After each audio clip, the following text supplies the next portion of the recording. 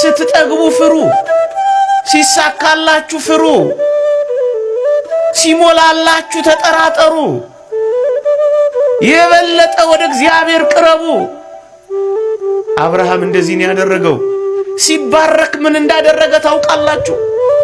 አስቀድሞ ስለት ወደ ተሳለበት፣ አስቀድሞ ቃል ኪዳን ወደ ገባለት ወደ እግዚአብሔር እየቸኮለ ሄደ ይላል። ልጅ ስታገኙ ወዴት በረራችሁ?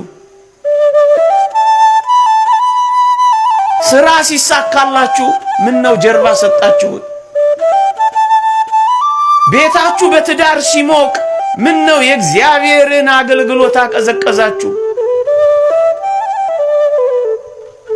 ስንቶች አፋችን ኮቸችላ እስኪመስል በጸሎት እንዳልተጋን ሲሞላልን ምን ነው ጣፋጭ ስሙን መጥራት ረሳን።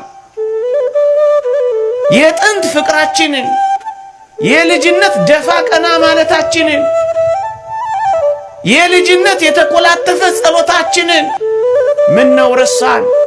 ነካ ብቻ አድርገን የምንወጣ ሆነን። አብርሃም ግን እንደዚህ አልነበረም፣ አልተለወጠበትም። እየቸኮለ ሄደ፣ እየፈጠነ ሄደ።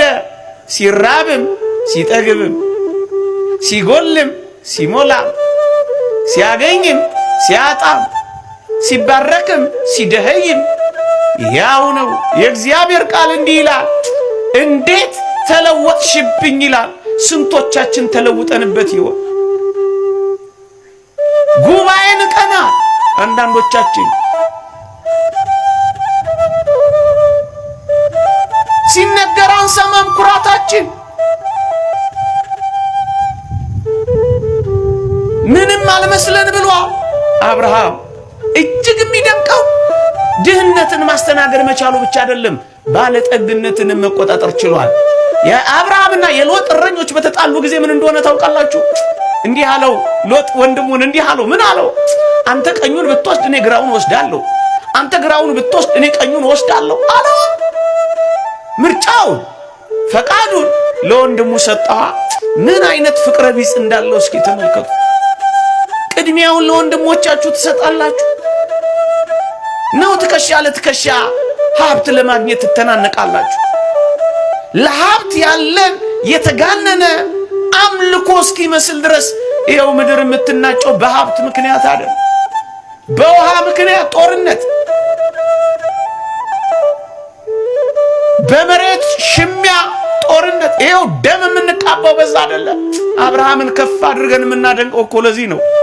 ምንም እንኳን ለም ሀገር ባትሆንም የአባቶቹ ምድር ስለሆነች ኬብሮንን መረጠ። ለእርሻ ግን የተመቸች አልነበረች። እግዚአብሔር ካለበት እርሻም አይኑር መብልም አይኑር፣ እግዚአብሔር ይኑር እንጂ። ፍቅር ካለ ትጠግባለህ። መዋደድ ካለ መተናነቅ የለም።